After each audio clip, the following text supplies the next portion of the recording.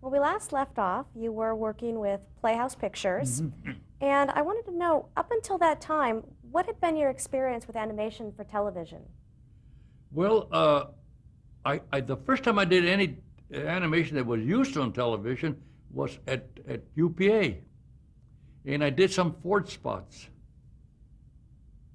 A little tiny, 30-second or half a minute. I don't remember doing a minute spot, but small spots for, and I didn't know then, but they were used by the Ford dealers of California on TV. I didn't have a TV set, so I didn't pay any attention. But I saw the picture, of course, in our screen, projected, and it was no different than any other work. What was different about it was that the short spurts of animation were very salubrious. It was fun to have this short, jobs come and go, and not get tired, like say for a whole year or 2 years on a feature, or 6 months or more. I hadn't done any, half-hour shows yet, but it was very refreshing to do commercials, and that's the first time. But as I told you, I didn't know that necessarily that they were being done for television. Oh, well, I knew, but I mean, since I didn't have a TV set, I was not really interested in that aspect. I knew we'd made a film, and I could see it projected, and that was it.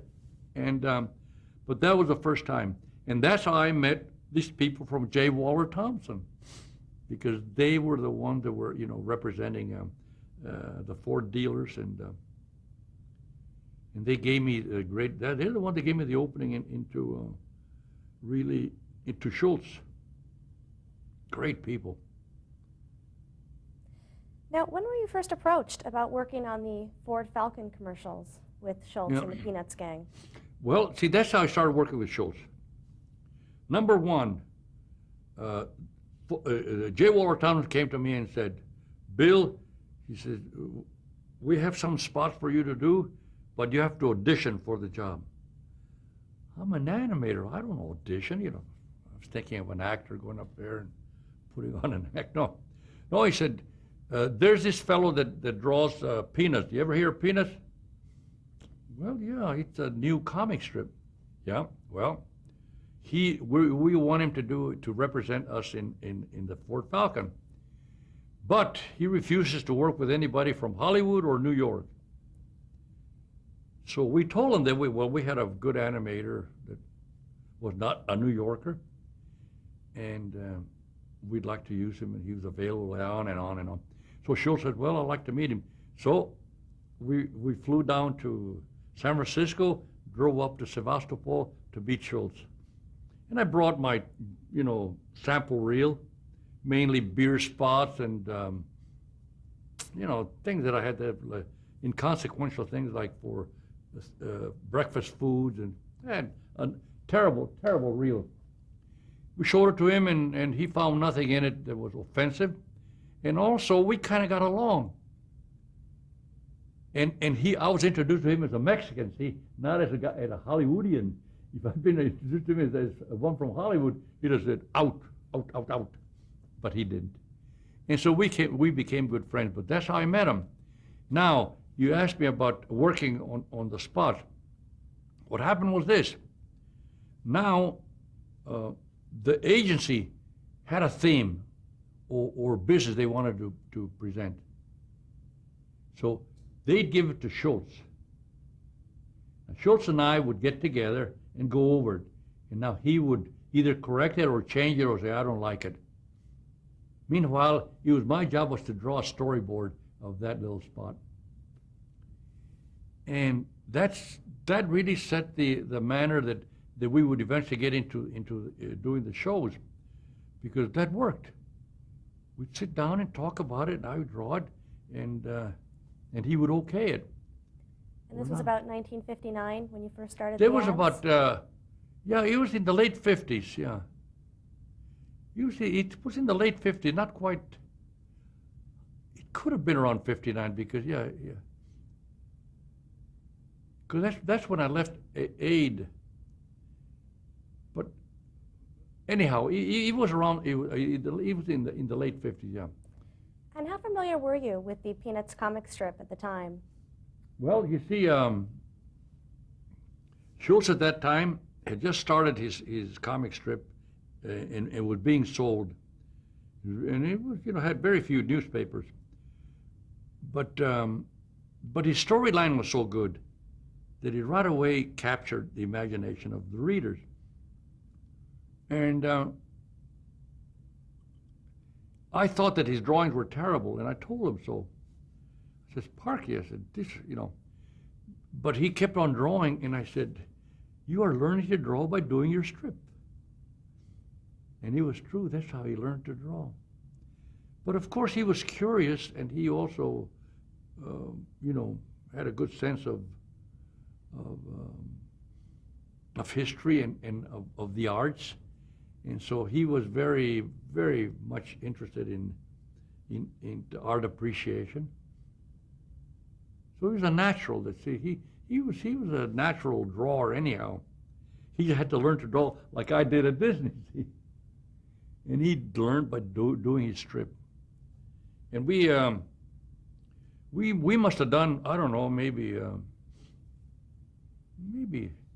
half a dozen, not very many, Falcon spots. Just a few. Now, describe Charles Schultz personally. Okay, that's an easy one. Sparky, as all his friends called him, was a very decent gentleman. He's the only one that I've ever met that I could honestly call, what I read in novels and in books and in the newspaper, a real, genuine Christian gentleman. Because he was very devoutly Christian. I think he knew the Bible by heart. I just almost swear to it. Yeah, he did. And he taught Bible classes. Now, he didn't belong to any denomination. In fact, he didn't like the spreading, Protestant Christianity into denomination. No, he was just a Christian, and he went by the written word, and the Bible was, I guess,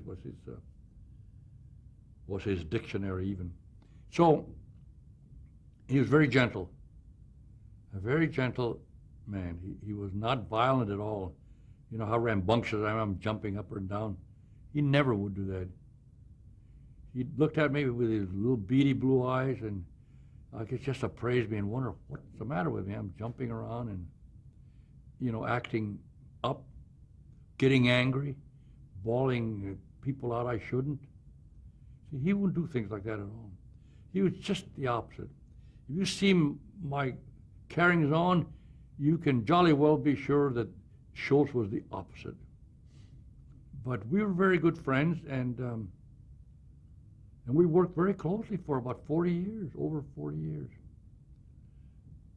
When we started on the half-hour shows, again through the machinations of an agency from John Allen, a guy from what's the name of the agency? Anyhow, they represented Coca-Cola, and he came to us, to Lee Mendelson, about doing something with Schultz. When had you first met Lee Mendelson? Well, I didn't meet him until this happened, because see, Lee Mendelson had just done an interview, almost a story on the day in the life of Willie Mays. And he did it in 16 millimeter for KPIX in San Francisco. And when he finished that picture, he said, well, what am I going to do next? So he thought, I'll do a day in the life of Charles Schultz, because he was also from the north there. So we went up to see Schultz about doing a day in his life, and Schultz was very flattered. Said, sure, do whatever you want. So Lee went up there with his cameraman, just like that, and he started, taking pictures of Schultz. And so then Lee said, he wanted to take movies of Schultz making a drawing. So Lee said, what? Yeah, hey, that's great. Now, I'll move on that drawing, and at a certain time, I'll dissolve to, and it'll become alive. It'll be animation. And so Schultz then told him, he said, okay. He says, but you can only use one person to animate it. Who? Me. So Lee had to find me, and that's how he met me. We agreed. So that led now to this other show, when John Allen saw that film that Lee had done about Schultz. He went to Lee and said, "You think we could do a half-hour? A special, a Christmas special with Peanuts?" So Lee says, "Of course we can." He said, "No, you have to ask Schultz first." But he asked Schultz, and Schultz said, "Well, yeah, but what?" Didn't have a story, see. So Lee made up some cockamamie about a tree and this and that, and just made up something. He made enough so that John Allen could go to his boss and says, "Well, we can do one. They're willing to do it. Christmas special." Now they came to me and they wanted a Christmas special, and they meant an hour show. I said, "You're mad. An hour show? This is 4 months away. It'd take me a year to do an hour, or 2 years to do an hour show." I didn't know how long it'd take. I'd never done an hour show. Anyhow, so I said, "No, you can't do that." "Well, so what can you do?" "Well, how about a half hour? We could do a half-hour show." I didn't know we could do that even. But I found out we could. We just forced ourselves to do it. But then I had to go to Schultz to get the story. And so we sat down the way we did for the commercials, talked about it, and I made sketches and I took notes. And I went back to my studio and I drew the storyboard as fast as I could. So in less than a month we had a storyboard, in about 3 weeks. So I went up, or I think he came down. He came down and we talked about it. He made changes, and I made the changes, and we had the story, so we submitted it to the client. They accepted it, and so then I had to get to work. When did CBS get brought onto the project? Well, CBS became because John Allen and those people, they were, and Coca-Cola were releasing through CBS, so they had this special to run on CBS for Coca-Cola. So so that's how CBS came into it. Did they or Coca-Cola have any input into the content of the special? Not a bit, no. Nothing other than they wanted a special. Although we had nice people from CBS that came up and see what we were doing, but there wasn't anything they could do. Now, what were the challenges of animating Peanuts characters? How did they compare to the characters animated by, say, Disney or Warner Brothers? Well, you see, I had to train Sparky about, how we were going to animate these things, what they were going to look like. And I got into the first thing with Schultz about the first commercial we did for Ford was a minute spot, over 90 feet, or about 150 or 200 drawings, a stack of drawings, great big stack of drawings. When Schultz saw it, he said, "Oh my golly," he said, "I don't make that many drawings in a year." I said, "But we have to." So he started looking at each drawing. "Well, that's a good one, the first one." He was a tracing of his drawings. Oh, that's good. Put like that. The next one, that's all right. The third one's a terrible drawing. He said, "That's a terrible drawing. That's a terrible. Who did it?" I said, "Well," I said, "I don't care who did it. Here." I gave him a pencil. "You draw it the way it should be in there." He said, "I never draw him in that position." "Sparky," I said, "but we have to turn him around, and at one time we have to draw him in that position." "Well," he said, "that's sure a terrible drawing. I don't like it." "Okay," I said, "I'll solve that problem." I did just by animating my way. See, I started a movement using like his drawings, and then I popped to the next extreme, also into something that he might draw, and finish the move. And he never noticed that I was faking it. because, he was not an animator, but he knew when we were animating something good or something bad. And he was very critical. Anytime we did something bad, he'd say, "Who did that?" I'd always blame somebody that wasn't around, Sometimes I did it. Once in a while, I'd admit that I had done it. Well, he said, "That's bad. Can't do that. We'll change it." And we would. I would change it. And so through the years, he got used to me and how I worked, and I got used to him too. So now I think I'm an expert on what I think he would accept or not accept about a Peanuts show. And people come to me with all kinds of stories, but I know that Schultz would never accept them. Even if you gave him an idea, as soon as you gave it, he would never use it. He had the memory of an elephant. And once you gave him an idea and it wasn't his, he would never use it. And he would always remember. Can you imagine? What a great... so he was easy to know, but difficult to live with. Because he was such a nice guy. And I'm not used to dealing with nice guys or to being a nice guy, And so I used to tell him, I said, "Sparky," I offered to take him to a bar, get him drunk. Once time he wanted, "Well, what do you do in a bar?" "I'll show you." Took him to a bar. I bought him a daiquiri. You know what a daiquiri is? Sure, because you're a girl. See, those are the kind of drinks that girls love, daiquiri. So I had a daiquiri for him, and he looked at it. Taste it. You'd like it. And he touched it to his lips. Just touch it. Set it down. Just touch his lips with it. That's strong, isn't it?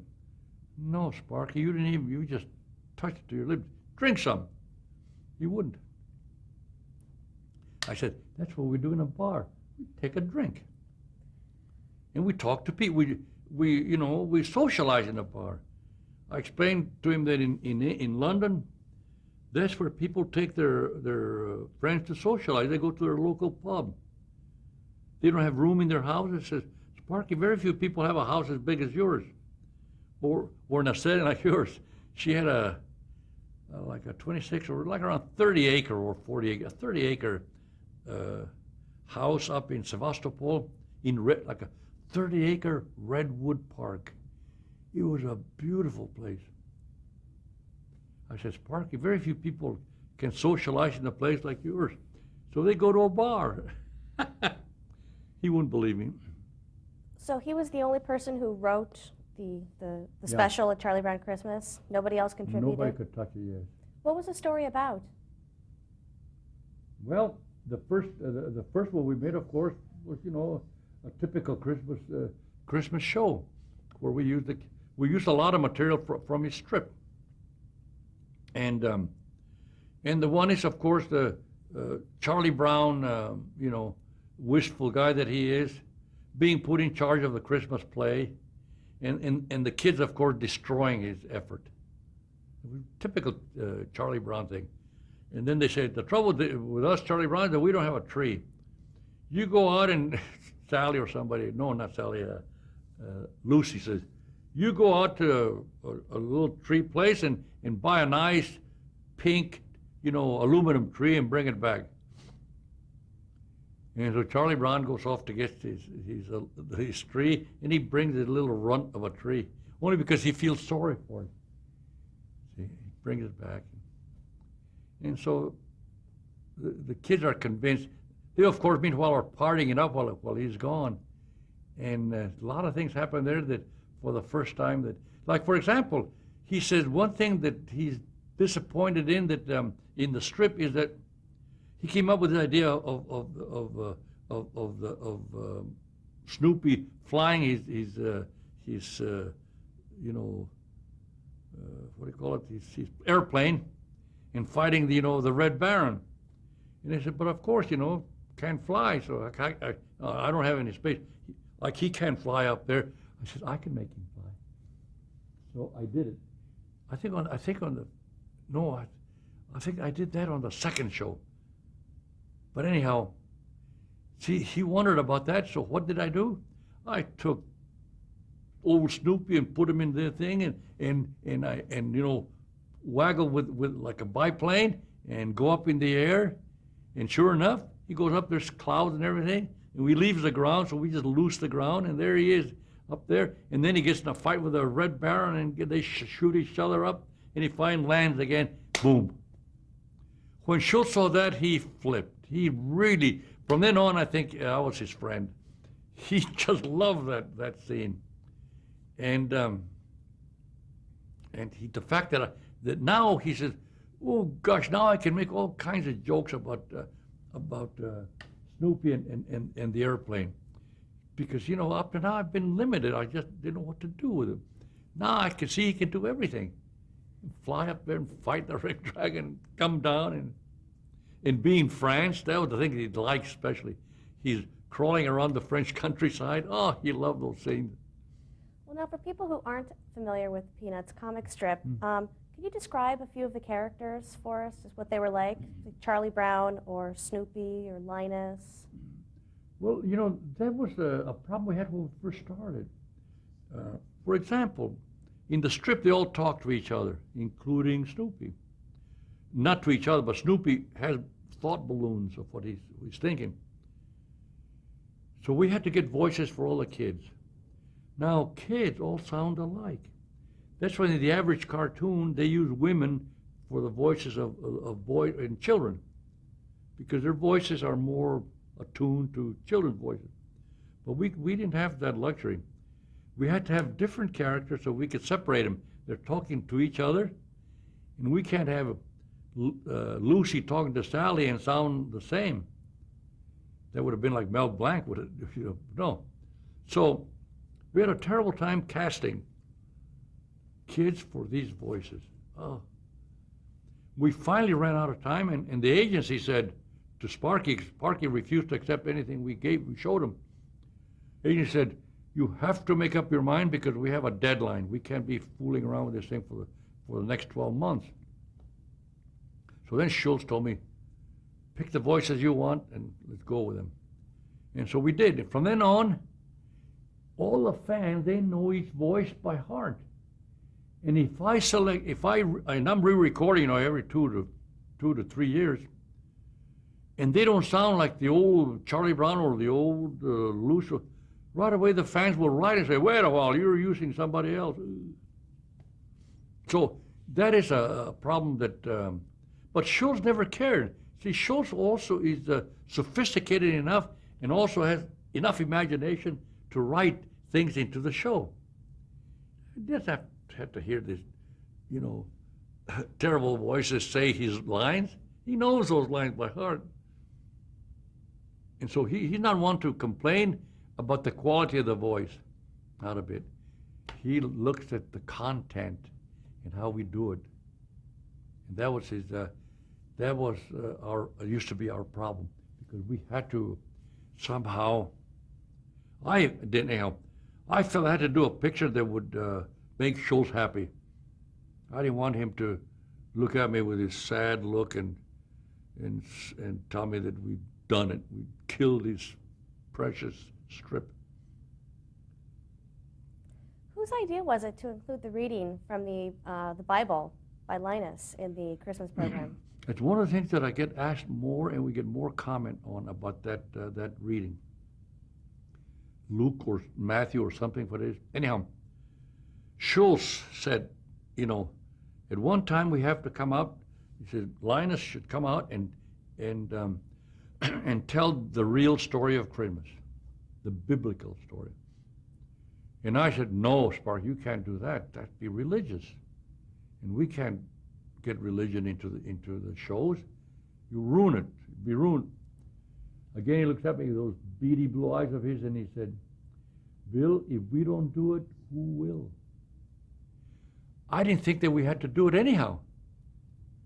But I did agree with that philosophy that we could do it and get away with it, because the strip was gentle enough, and it would not be taken, it would not be criticized as if Bugs Bunny was trying to start spouting the Bible. So it was Schultz's idea, and he was right. because that's been one of the things that most, that we get most, not criticism, but more comment on that, and in a positive fashion. The fact that we did it just appeals to everybody, and no other show has ever done it. What kind of music did you originally envision for the Well, special? at that time, I think Lee came up with this. He had just seen a gig of Vince Guaraldi in San Francisco, because he was also a San Francisco guy. And he told me, he said, you know, I got the perfect music for us. It's jazz, and it's very, kind of goes with the kid, very small, a 4-piece orchestra, you know. And so he sent me a track, a disc of Vince's music. Now, I'm not a jazz fan, but I did like the relationship, you know, again, the scale of that music to our kids. It was perfect. See, to me, the most important thing about the visual of this thing is that we maintain the scale. You know, they're a certain size, and this is how the world is to them and to us and to everybody viewing. Anyhow, so we took it to Sparky. Now, he's like me. He's not a jazz fan that I was aware of. He's more a fan of classic music. And I thought we were dead when his wife hated it. What kind of music is that? That was Joyce. I thought that would do it, but no. Sparky says, well, you know, we think that would fit the show. And she was the only one that ever criticized it. Everybody else liked it, and I do too. And you do too. And the music is very appropriate. And you know, again, it's a small, you know, it's a guitar, piano, a bass, and a drummer. And they make music. And another whimsical coincidence, Vince Guaraldi, who does that music and creates all that music, he can't read music either. But he can play tunes, see? Let's do this. Like he'd ask me, because I make bar sheets, you know, music sheets for the musician to work to our picture. And he said, well, I don't know, I can't use those. What am I going to do? Just tell me, how many yards of music do you want for this scene? So I said, well, give me about, you know, 15 seconds. Okay, so he bangs out 15 seconds. How closely did you work with him on the music? With Vince? Just like that, very close, yeah. Very close. All right, well, let's stop here to change dates. Sure.